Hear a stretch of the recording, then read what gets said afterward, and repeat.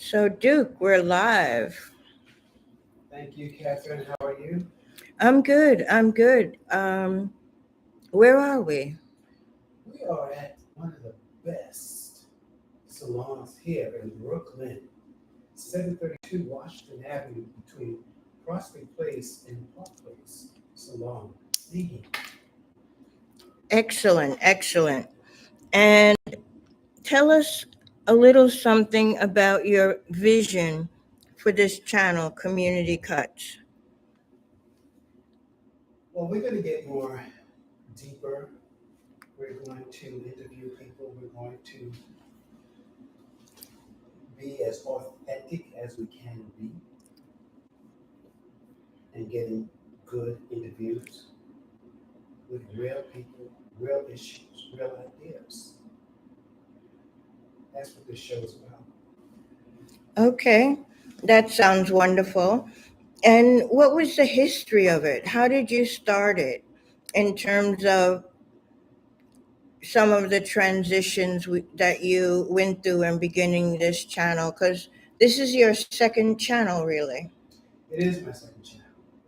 It's the second channel. I got a download, a spiritual download to start this channel. And since then, it put me in different situations. I want to get people who are authentic, real history, real issues that we can talk about from Brooklyn, New York, and talk to real people. Mm-hmm. And you're a real person. You're a real person. So last week we had a conversation about quality men, quality women, quality relationships, really. And I think that that can manifest itself in many different ways. It could be a brotherhood, a sisterhood. It could be a business relationship. It can be a community based kind of relationship. And it's not always easy to establish and build those kinds of quality relationships in our life.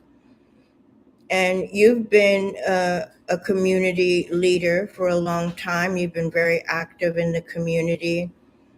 You work in a business where you connect with all kinds of people. What are some of the pitfalls that you have come across in relationships that you may have to have because they may be a tenant or somebody that you're purchasing services from? How do you navigate relationships that are not so much intimate relationships, but real world relationships? Well, I tell you this, I deal with energy, and whatever I'm getting back from that person allows me to assert to give my energy out. We don't know. Every relationship is different. So once we talk, once we communicate and get into a conversation, whatever it may be, we try to at least be clear, transparent, and also we're talking about being yourself and being vulnerable, allowing one to be vulnerable. So with me, I love to be vulnerable in terms of opening up and not having any kind of trepidation. And that allows a person to open up to me. And then we get to see the real side of the person, the authentic person in the conversation. I'm not judgmental because I don't want anyone to be judgmental to me. Being transparent is important and not to be cocky, like you're better than someone else, because actually no one's better than anyone. And if you're dealing with your higher self, then you want to be transparent. You want to show the best of oneself. So dealing with people, being transparent, being vulnerable, and being real. Hmm. And I'm sure that you come across situations in which people are not reasonable or would be relating to you in a way that you would not relate to another person. How do you con- contain yourself from being triggered or being in some way reactive to another person's misbehavior or disrespect? For me, it's about being your higher self, walking in your higher self. You cannot disrespect somebody else's lens, what they have seen, what they view, what's their view. So, with that being said, I do respect other lenses, how they feel, what they think, what's their truth. I know my truth is standing on my square, what I believe. I'm not going to say to someone else, hey, check my square out, check my truth out, because it may not be their truth. But to be open to listen, to engage with someone. And I think as you open up yourself for engagement, you allow them to come in and have a conversation. See, I'm trying to get to somebody's higher self. I'm going to bring my higher self, and I want them to bring their higher self. That's where we can communicate on that level. Hmm. And it takes time to get to that level. That's very profound, and I have to say that I would agree with that. My question then becomes, when you're speaking of your higher self, I relate that in many ways to, say, the heaven and the earth, or the cosmos and the earth, the masculine and the feminine, the inner person and their personalities.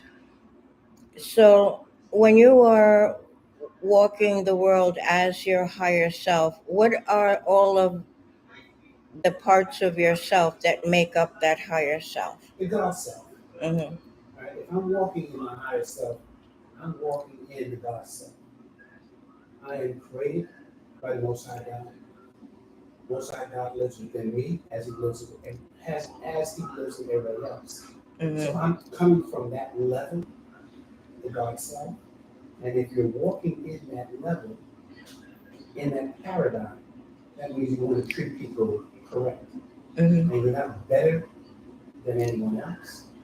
There's no I'm better than you or you're better than me. It's the God self. We're the Hmm. same people, same family, and we treat each other with respect. And that's the level I'm talking about. And for those of us who are not really thinking on that term, how are ways that people can begin to head in the direction of that? So the way I perceive the way you are in the world, and the relationship that we have as a professional relationship, one of the things that you exhibit that is kind of rare in people is an extreme sense of patience. Oh yeah, yeah. You do have to have patience. And so that's kind of what I'm getting at, is to be able to give people some guidance on what they can consider in their own countenance to be able to open up to that God self. Because very often people are more concerned about what somebody else thinks about them, or what expectations people in their life might have for them. And they don't always, and none of us always, have the kind of confidence and patience that we would hope for In that regard, how would you counsel people who may have just been conditioned to behave in a certain way or to think a certain way?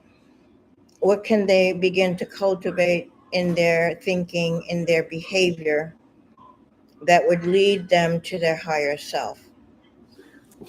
I think first you have to show love.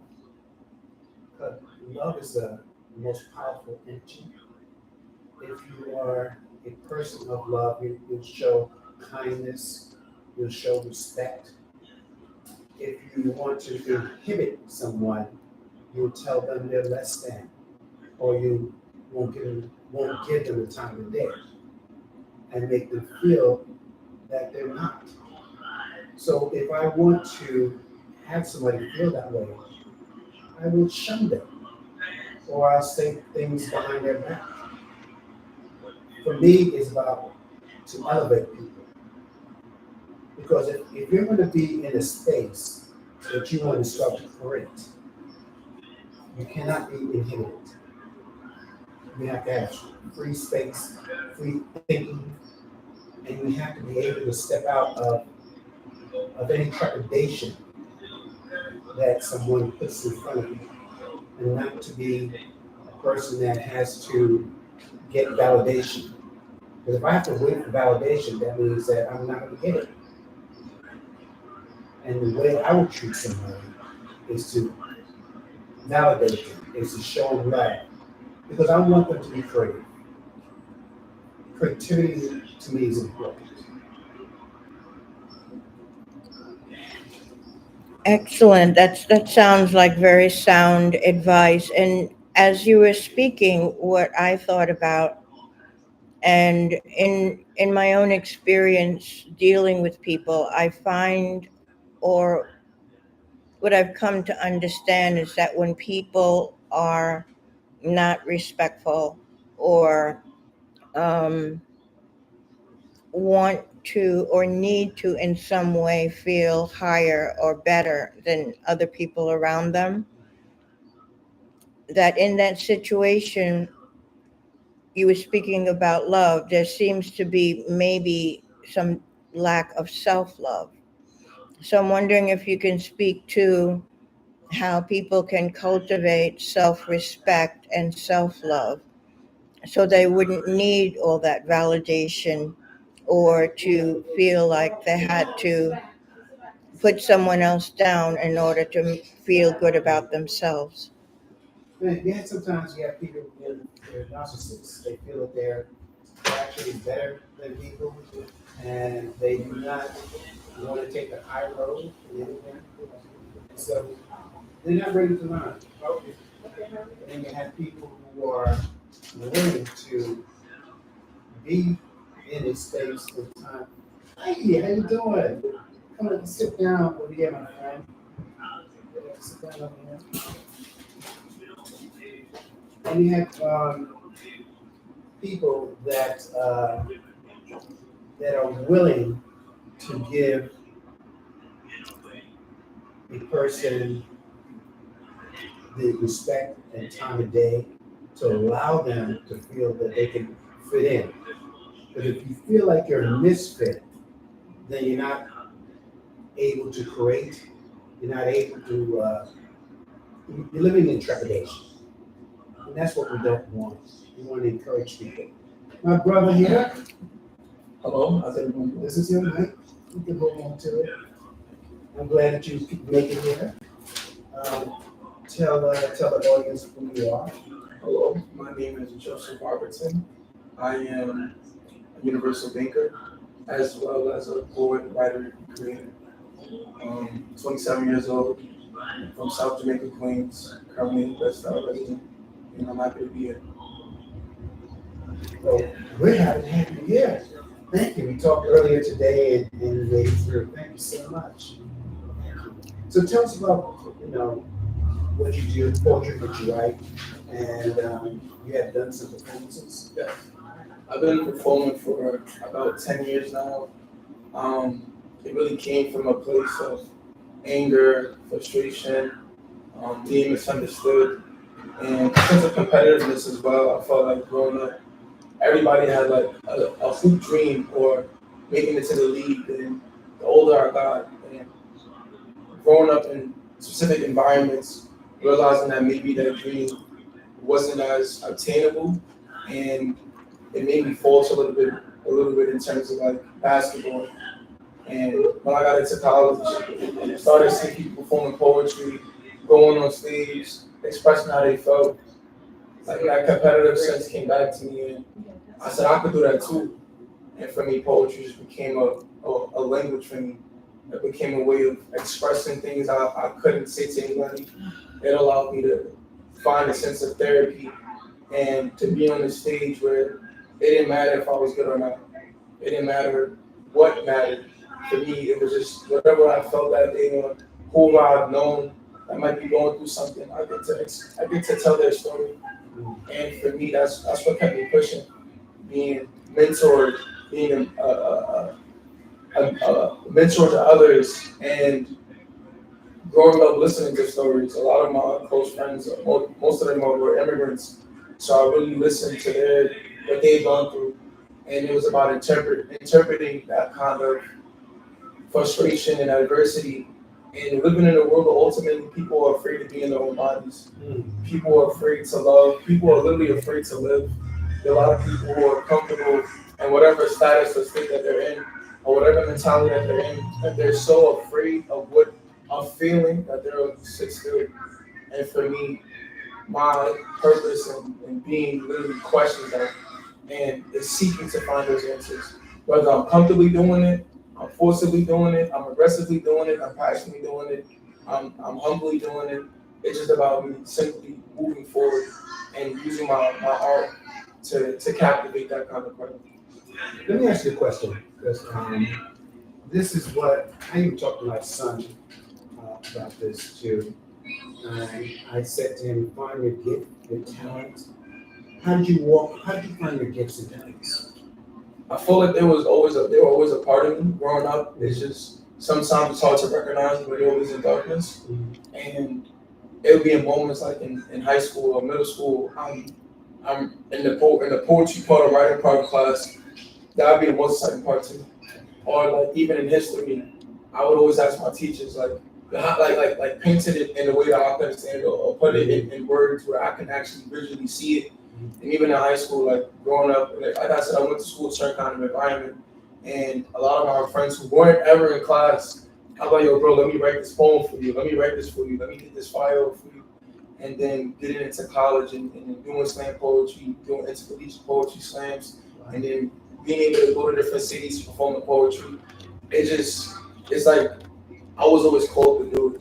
Or I would literally, and I started performing in probably some of the hardest moments of my life, and still now, whenever I'm going through anything, it's like, all right, let me get this off. So it was just like, I wouldn't say it was necessarily always a choice. It's like I could hear like God or my ancestors telling me, yo, go do that, go take care of that. Or like, I wrote a poem recently called like not Let Us Take America, but Black Boy, and it was literally me talking about the education system and how we've been so conditioned to just go to school or be successful, not knowing what we have to do while we're in school. And it was literally things that I felt that I couldn't like sit back and watch anymore. It was just somebody was calling out to me, and it just happened to be poetry. So when you write, the words come into your head. You hear a word. I feel like sometimes it'll be a word or it'll be an emotion. Okay. So for me, like it could be literally like sometimes I'm writing poems or like music, and it's like it's not even like it's me. It's like it's a download. Right. It's like it's just fluently being poured out of me to the point where I take a step back or I look back from the paper on my notepad on my phone. I'm like, oh, this is actually good. And then there's sometimes where I'm just so overwhelmed with emotion and frustration. And I've written a lot of my most beautiful pieces during like anxiety attacks, where like I'm literally losing my mind, and it sometimes feel like I'm draining myself, but it's literally because I'm letting it go. I'm releasing. I sometimes I write. I write as well. And sometimes words will come into my head that I don't even know the meaning of. You know, and then I have to look it up. Yes. When I look up, Yes. it's saying what I want to say. Yes. I don't know if that ever happened to you. I find myself often like a lot. I'll look. I'm like, wait, I just use this word. I literally have to look it up to see how it equivalates the entire sentence or the entire stanza or a verse. Exactly. And I'm like, oh, okay, I'm on the right track. Yeah, I'm on the right track. Yeah. So that's it becomes fun. It's spiritual as well. Yes, that's what I was about to say. I feel like for me, it comes from I know people have their own beliefs, but for me, it comes from at times a higher power. It's as if these words already lived through me. These words were already buried inside of me, and I just got to a point where I learned them. It's like DNA. It's DNA. It's like DNA for me. Tapping into your DNA. You want to share one of your poems with us? You don't have to, but if you want to, hey, we're here. Let's see. What topic would you want me to whatever comes on you, whatever's in your heart, that's whatever is in your heart.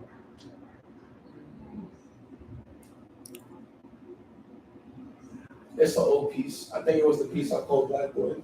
I feel like this piece really talks about who I am. We learn about you off my phone. Read it off your phone, look into the mic, and look into the camera, and do your thing.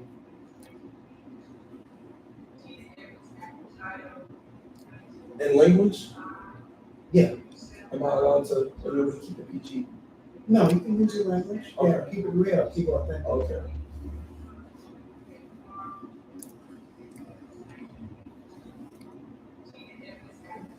So happy that you made it through. Thank you. I had tried to follow through. I saw I was tired after work a whole lot, but for me, it's like I am into finance and numbers is cool and it's about making a living. But this is me living. This is me living. My life went from baby, hold up, you're about to go, you better put down that bottle. A drunk child that said they will never become a man tomorrow, now listen. Just to proceed on to asking my mother, what the fuck does black mean for?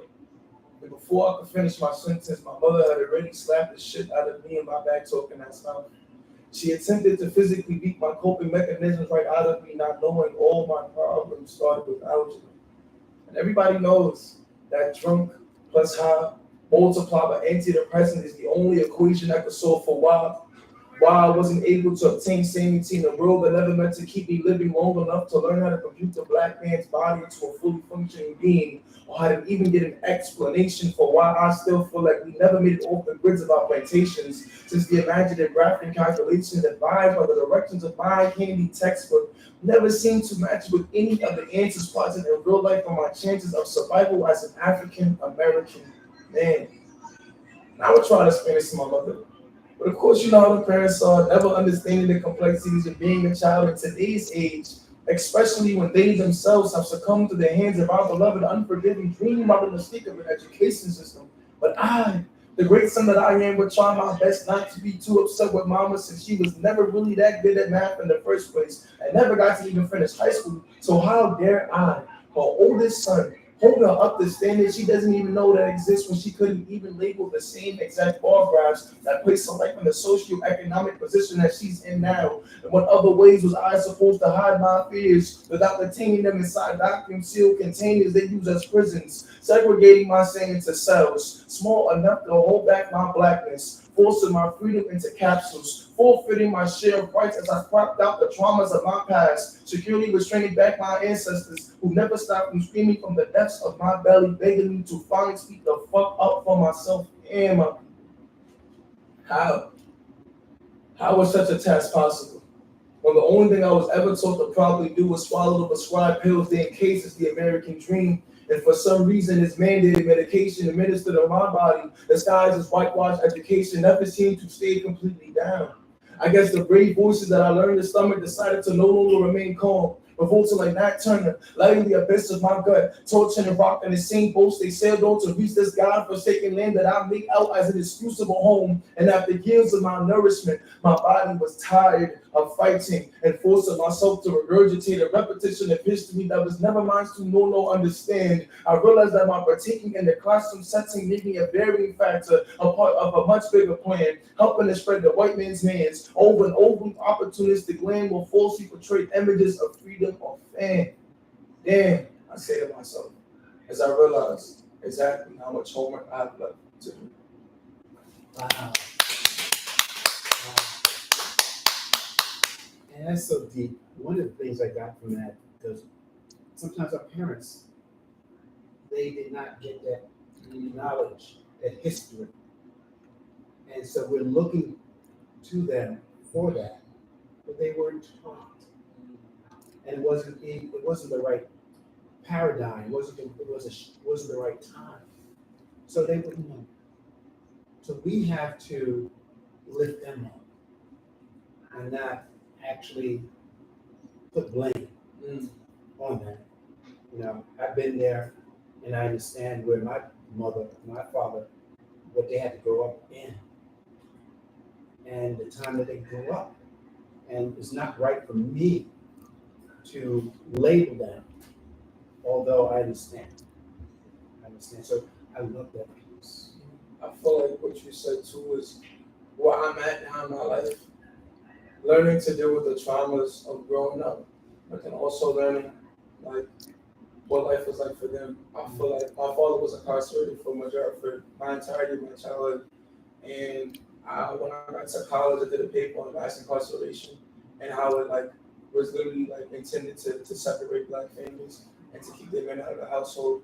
And when I saw the statistics and the probability of going back to jail once you got out, Right. I realized that like this is what my father was going up against. Seeing my mother raise sons without a father.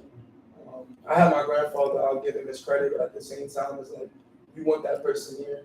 And I'm at a point in my life where it's like, damn, like, what have my life been if my parents were a little bit more mature or a little bit more aware? And I have to learn that their shortcomings aren't necessarily this entirety of them. It's not. It's the economics of that period. Yes. You know, that held them in that state of being. I had once had I went to Walk Up with junior high school, and I had a teacher, spoke to the whole entire class. He said, whatever your parents are, my father was a plumber at the time, my mother was a stay-at-home mom. So whatever your parents are, that's what you'll do. And that blew me, out of my seat because I love my dad, but I didn't want to be a plumber. I love my mom. I'm not staying home. And so he tried to measure that conversation in a classroom of melanated children, melanated kids. And so I had to fight against that. And that hurt me. And if I stayed on that track, yes, it would take me to another place. And I probably would be incarcerated in the mind, in a box, in a place. And so it leads me to think about this, that, standing on your square and standing on a box, right? A box is a square as well, right? Can you stand on a box? Can one stand on a box and that box can it take the load, right? Or one may want to get in the box, and once they get sucked in that box, they can't get out. So my brother, what I'm saying to you, with all love, stand on your square. The square is open. The square has space. You're standing in your truth when you stand in the square. Never stand on a box. You don't know if the box can hold you up, and you don't know if you can get out that box. Stand on your square. Stand on your truth. Stand on the God that's within you. Right? So I love your poem. I'm blessed to hear it. It blew me away, as everybody else did. Yeah. So with that being said, thank you. Catherine, you have anything else to say? I'm wondering if you can clearly give your name and where we can find more of your work? Because that's what I want to do. You guys can find me on Instagram as one GODS_FAB_. That is GODS_FAB_. God's faith. Started calling myself God's favorite poet, not because I was his favorite, but because of everything I went through, and I just wanted to be connected to that. And my little brother as well. He originally got it tattooed, so I'm like, he rapped and I did poetry, and I'm like, yo, like whatever we got going on, keep that wherever it is, leave blood. So I made God's favorite because that was always going to be a resemblance to bond and our connection to one another. And also on YouTube, God's faith on YouTube as well. So, And that's tapped into your DNA. That's in your brother's DNA, in your DNA, and then once we tap into the DNA, we're able to bring it out and hold it. Yeah. So I'm blessed, brother. As a young man, 27 years old, you're smart, you're intelligent, you have your well put together, and I wish you the best going forward. thank you. You're talking to OG. An OG that's and that wants the best for you. Thank you. And always tap into the God that's within.